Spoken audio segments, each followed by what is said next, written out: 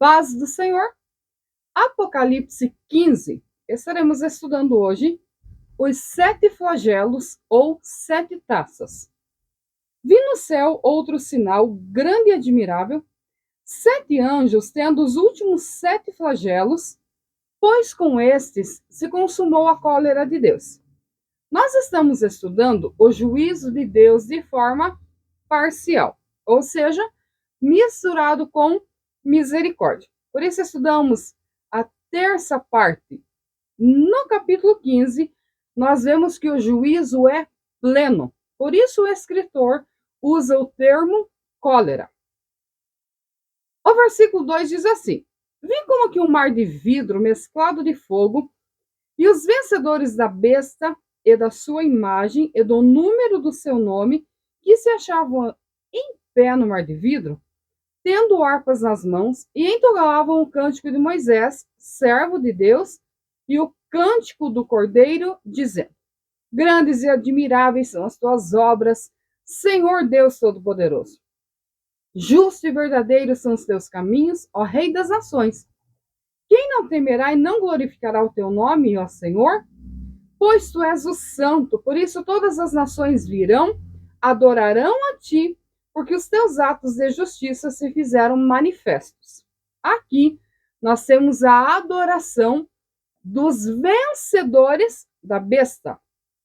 É importante lembrar que os salvos, enquanto viveram, foram maltratados e perseguidos por Satanás e por seus adeptos em forma de sistema político, nacional e até religioso que perseguiu os santos, os que têm a marca do Cordeiro. No versículo 2 diz que vi como que um mar de vidro mesclado de fogo. Interessante que o vidro nos lembra a transparência, a beleza, a pureza. O fogo nos lembra a purificação. Perceba que ele diz, vi como. Ele está tentando aproximar a visão de uma imagem que ele pudesse transformar em palavras. Ele viu os vencedores da besta adorando e glorificando ao nome do Senhor e exaltando então as suas obras, falando que Deus é o Senhor Todo-Poderoso, que ele sim é o Rei das nações.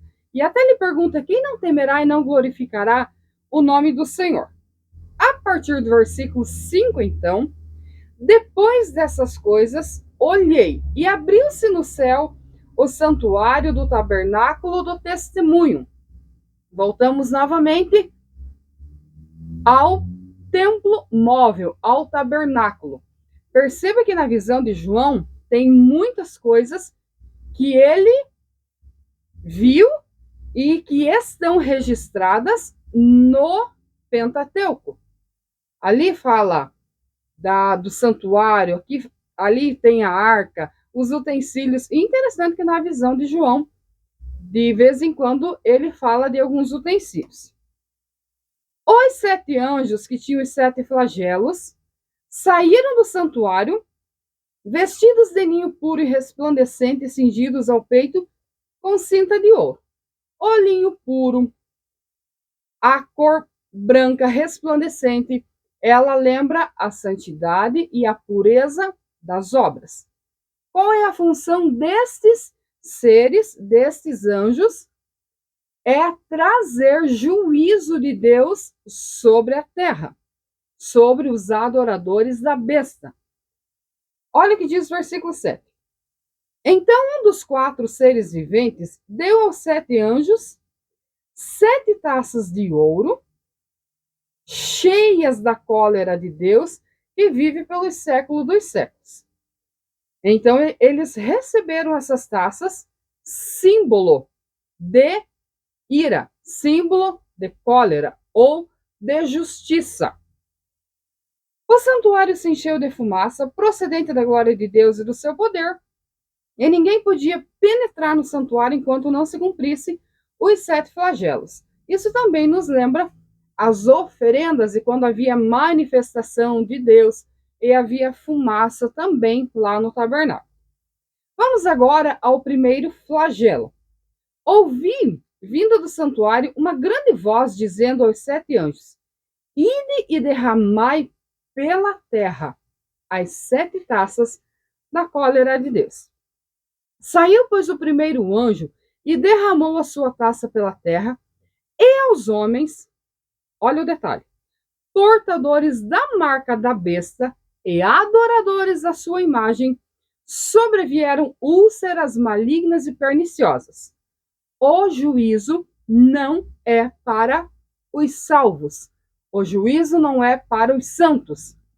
Daqui também se tem uma linha de interpretação do arrebatamento da igreja, em que os salvos não passarão por esse processo. Isso é para os habitantes da terra que, de livre e espontânea vontade, adoraram a besta e ao seu sistema.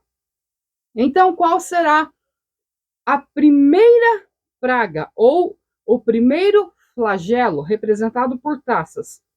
Úlceras malignas e perniciosas. O que nos lembra isso? As pragas do Egito. Lembra quando o povo egípcio também foi ferido com úlceras? Está lá em Êxodo 9:10. O segundo flagelo. Derramou o segundo anjo a sua taça no mar. Este se tornou em sangue como de morto, e morreu todo ser vivente que havia no mar. Vemos isso no Egito, e vemos isso também de forma parcial, mas agora é o mar inteiro. Todo tipo de vida que existe no mar irá perecer. Você já parou para pensar no caos? Essa visão sendo literal, vamos pensar numa visão literal. Toda vida do mar irá morrer. Esses animais irão vir à tona. Haverá uma podridão muito grande. E é muito importante lembrar que será uma destruição total na natureza, com qual o objetivo de atingir a quem? Os humanos. Olha só o terceiro flagelo. Derramou o terceiro anjo a sua taça nos rios e nas fontes das águas, e se tornaram em sangue. Isso aqui também está registrado em Êxodo 7, do 17 ao 21. Também foi uma praga no Egito. Mas é importante lembrar que, olha a explicação desse terceiro flagelo.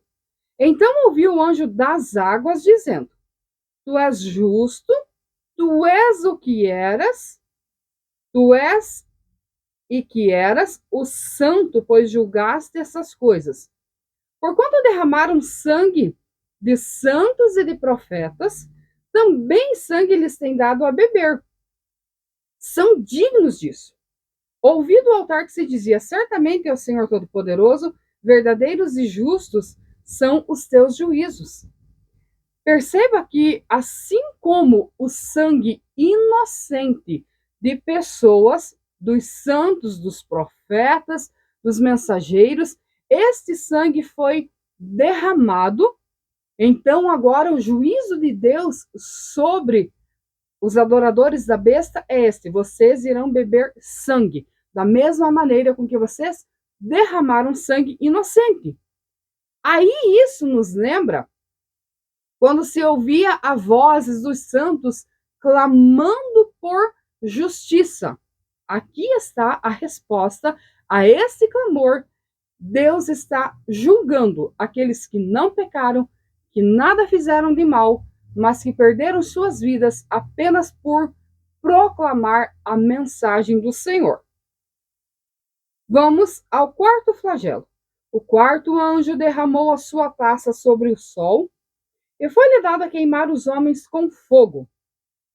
Com efeito, os homens se queimaram com um intenso calor, e blasfemaram o nome de Deus, que tem autoridade sobre esses flagelos, e nem se arrependeram para lhe darem glória. É interessante que, então, esse juízo agora é através do sol. O que nos protege hoje? Camada de ozônio. Então, provavelmente ela será toda retirada, os raios atingirão natureza e as pessoas diretamente, e elas terão muitas dores e muitos problemas. Mas o interessante é que diz assim, que foi-lhe dado a queimar os homens com fogo. É algo tão terrível que nós não podemos compreender como será essa dor e esse pavor. Mas qual é a atitude dos homens? Está no versículo 9. Agora já do capítulo 16. Com efeito, os homens se queimaram com intenso calor e blasfemaram o nome de Deus. Não há arrependimento neles em nenhuma situação. Em todos os juízos parciais ou pleno, como nós estamos vendo agora, você não percebe um arrependimento das pessoas. Oportunidade elas tiveram. Claro que agora, nesse capítulo, já não adianta mais se arrepender, porque agora o juízo já é pleno, já está determinado. O quinto flagelo. Derramou o quinto a sua taça sobre o trono da besta, cujo reino se tornou em trevas, e os homens remordiam a língua por causa da dor que sentiam, e é o mesmo comportamento. E blasfemaram o Deus do céu por causa das angústias e das úlceras que sofriam, e não se arrependeram das suas obras. Perceba, a besta, ela tem o seu trono, o seu governo, mas são os humanos que promovem e que fazem parte deste culto e desta adoração. Então, o juízo vem sobre os humanos? Sim, mas agora nós vemos que o juízo vem sobre o trono da besta. Vamos agora ao sexto flagelo. Derramou o sexto a sua taça sobre o grande rio Eufrates, cujas águas secaram, para que se preparasse o caminho dos reis, que vem do lado do nascimento do sol. Então vi sair da boca do dragão, da boca da besta e do falso profeta, 3 espíritos imundos, semelhantes a rãs. Não eram rãs, eram semelhantes. Nos lembra também que no Egito houve uma praga de rãs. Porque eles são espíritos de demônios, operadores de sinais, e se dirigem aos reis do mundo inteiro com o fim de ajuntá-los para a peleja do grande dia do Deus Todo-Poderoso. Vamos compreender aqui. Dragão, besta, falso profeta, ele viu sair espíritos imundos, demônios, como se fossem rãs. E é interessante que no versículo 14 diz que eles são operadores de sinais. Então você percebe que o diabo, ele também tem poder para agir, para promover sinais. Por isso, muitas pessoas vivem enganadas. Porque quando se trata de espíritos, se nós não tivermos discernimento, se não tivermos o Espírito Santo, o Espírito da verdade para nos orientar, a gente vai ser enganado. Por isso que o cristão verdadeiro que tem o espírito de discernimento de espíritos, sabe quando Deus está agindo e quando Satanás está agindo, essa pessoa também se torna alvo de Satanás, alvo de afronta, alvo de maus tratos, enfim. Nesse caso aqui, são espíritos de demônios operadores de sinais e se dirigem aos reis do mundo inteiro.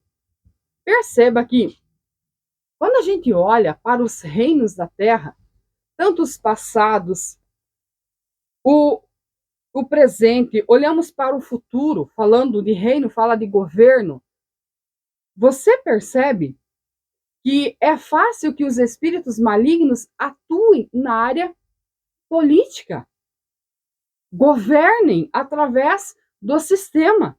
Isso é muito sério. Nesse caso aqui, eles se dirigiram com um objetivo. Qual? Ajuntá-los para a peleja do grande dia do Deus Todo-Poderoso, a guerra a qual nós conhecemos como Guerra do Armagedon. Então, o sexto flagelo nos lembra guerra, confronto. Aí aqui nós temos 2 linhas de interpretação.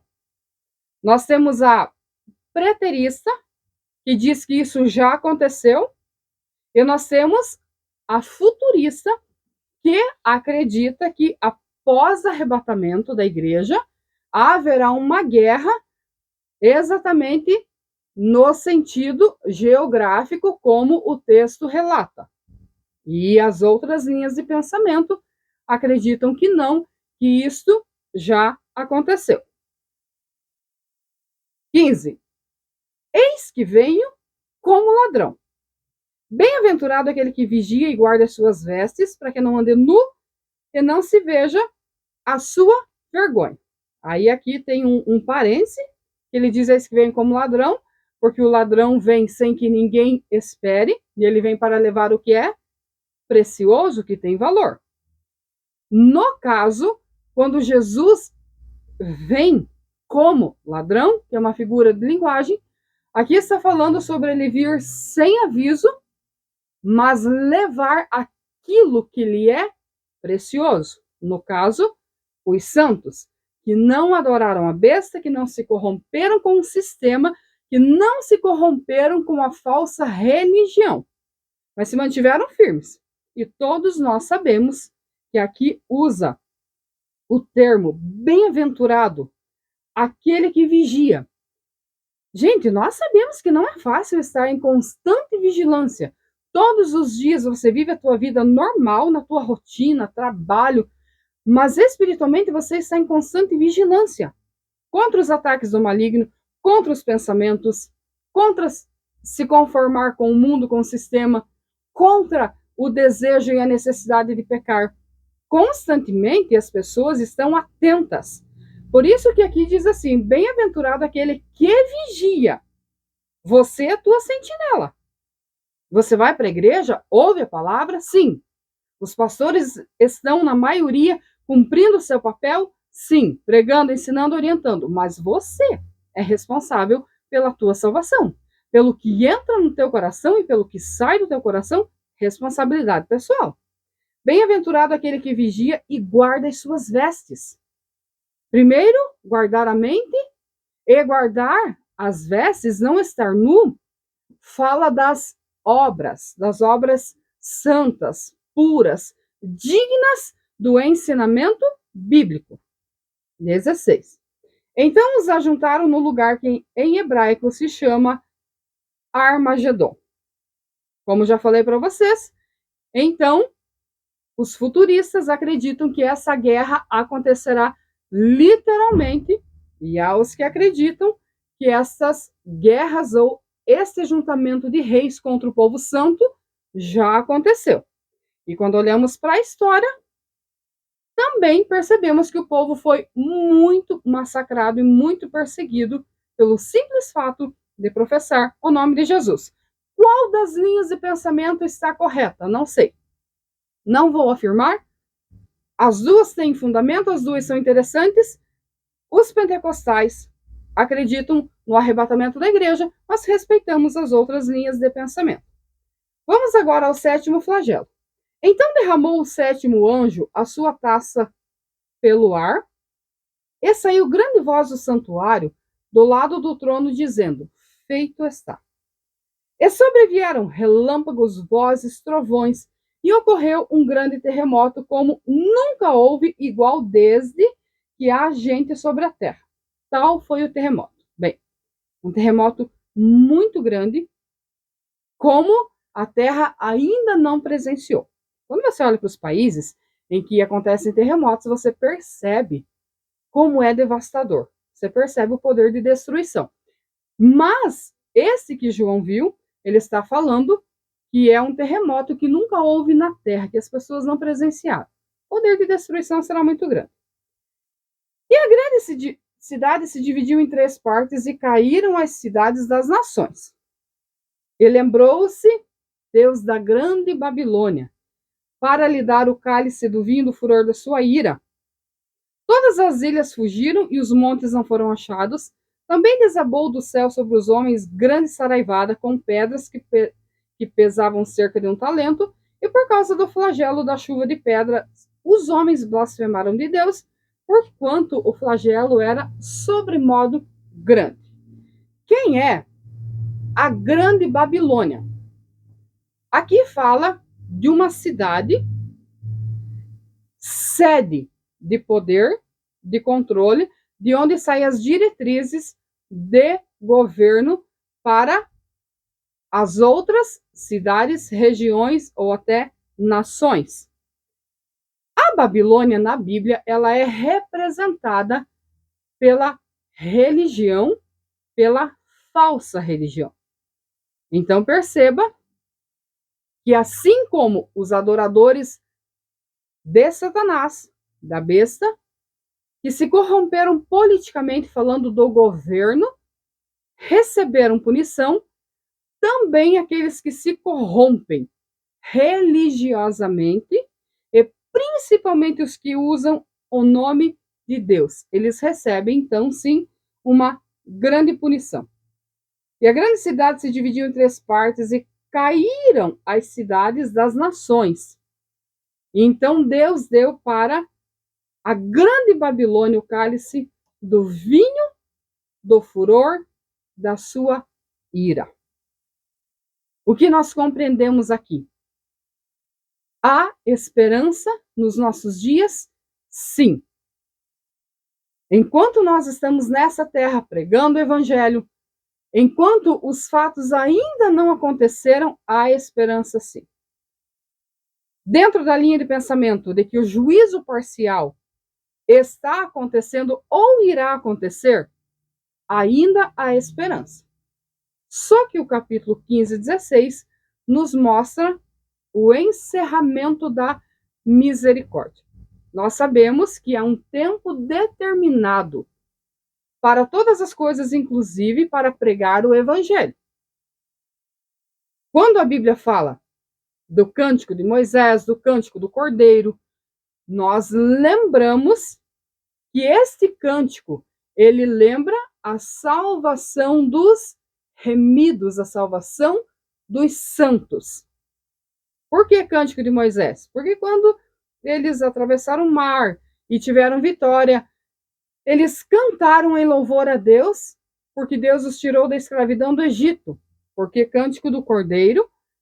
Porque nos lembra o sacrifício expiatório de Cristo, nos lembra a vitória sobre o pecado e sobre o sistema mundano.